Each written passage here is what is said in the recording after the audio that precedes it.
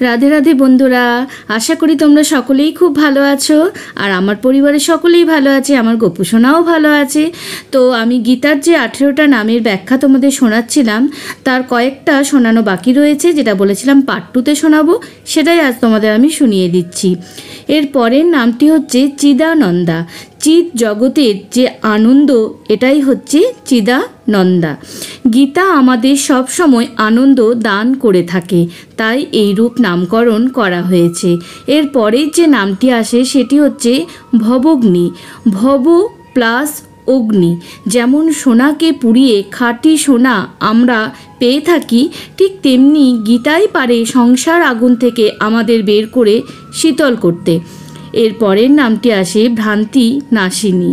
আমাদের সকল ভ্রান্তি ও সংশয় দূর করতে পারে এই গীতা, তাই এই রূপ নামকরণ করা হয়েছে ভ্রান্তি নাশিনী। এর পরের নামটি আসে বেদত্রয়ী। ত্রিবেদের সমন্বয়ে গঠিত বলে ত্রিবেদের শক্তি স্বরূপা হিসাবে এই গীতাকে ধরা হয়, তাই এটি নামকরণ করা হয়েছে বেদত্রয়ী। এর পরের নামটি আসে পরানন্দা। অপরের দোষ না দেখে অপরের ভালো দিক দেখাই হচ্ছে আনন্দ। যিনি অপরকে আনন্দ দান করে থাকেন, এটিও একটি পরের আনন্দ খোঁজার দিক, তাই পরানন্দা নাম রাখা হয়েছে। এর পরের যে নামটি আসে সেটি হচ্ছে তত্ত্বার্থ। তত্ত্বের অর্থ খুঁজে পাওয়া যায় এই গীতায়, এই জন্য এই রূপ নামকরণ করা হয়েছে। এর পরের নামটি আসে জ্ঞান ও মঞ্জরি। গীতা পৃথিবীর সকল জ্ঞান ও বিজ্ঞানের আধার। সারা বিশ্ব এই গীতাকে অনুকরণ করে এগিয়ে চলেছে। এরপর বলবো গীতার 18টি নাম কেন দেয়া হয়েছে। তো তোমাদের প্রথমেই আমি শোনালাম গীতার 18টি নাম, তার ব্যাখ্যা সবটাই তোমাদের সামনে তুলে ধরলাম। এরপর বলবো যে গীতার এই রূপ 18টি নামকরণ কেন দেয়া হয়েছে। কুরুক্ষেত্রের মাঠে যখন ভগবান সকল গীতা পাঠ করে এবং গীতার মাহাত্ম্য পাঠ করে অর্জুনকে শুনিয়েছিলেন, তখন গীতাকে আশীর্বাদ স্বরূপ এই 18টি নাম দেয়া হয়েছিল। তাহলে বুঝতে পেরেছ গীতার এই 18টি নামকরণ কেন করা হয়েছে। এরপর তোমাদের আজকে আমি আরও কয়েকটা জিনিস শোনাবো, যেটা শুনলে তোমরা অনেকটাই বুঝতে পারবে, যে অনেক কিছুই বুঝতে পারবে।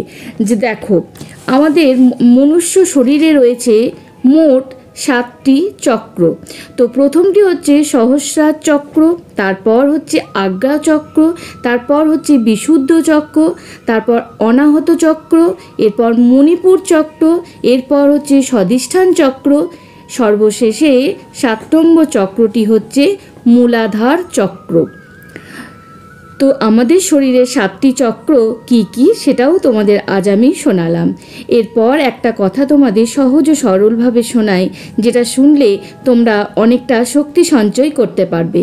একটি কথা মনে রাখবে, যা সহজে পাওয়া যায় সেটা কোনো দিনই শ্রেষ্ঠ হতে পারে না।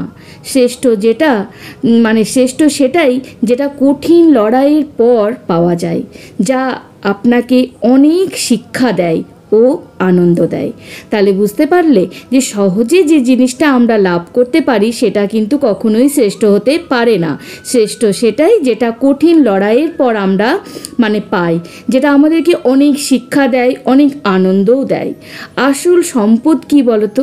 আমরা মনে করি আমাদের আসল সম্পদ হলো গাড়ি, বাড়ি, অর্থ।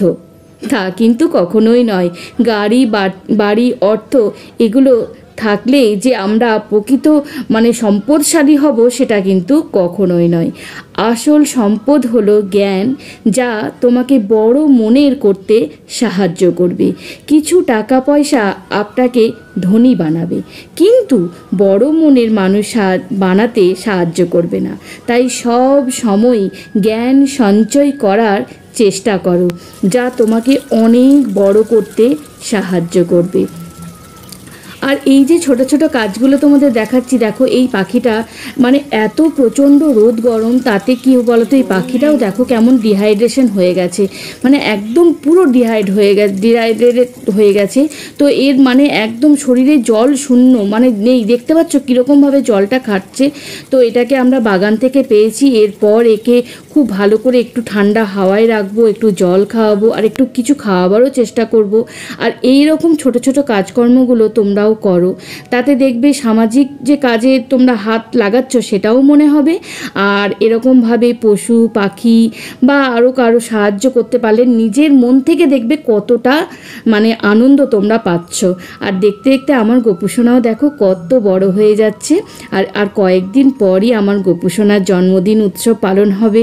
সত্যি খুব আনন্দ লাগে এই সব কাজগুলো যখন আমরা করতে পারি।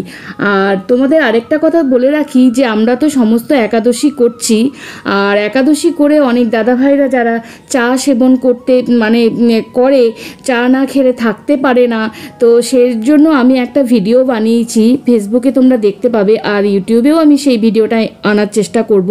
একটা চা, যে চাটা মানে একাদশীর দিন সেবন করতে পারবে। তো একাদশী করে কোনো রকম কোনো নেশা করা যায় না। তো দেখবে অনেকে যারা চা খায় তারা কিন্তু এই নেশাটা সহজেই ত্যাগ করতে পারে না। ধর্মপথে এলে আমাদের চাটা তো সম্পূর্ণরূপেই ত্যাগ করে দিতে হয়, বাট অন্যান্য দিন খেলেও কোনো অসুবিধা নেই, কিন্তু একাদশীর দিনটা আমাদের সম্পূর্ণ চাটা ত্যাগ করতে হয়।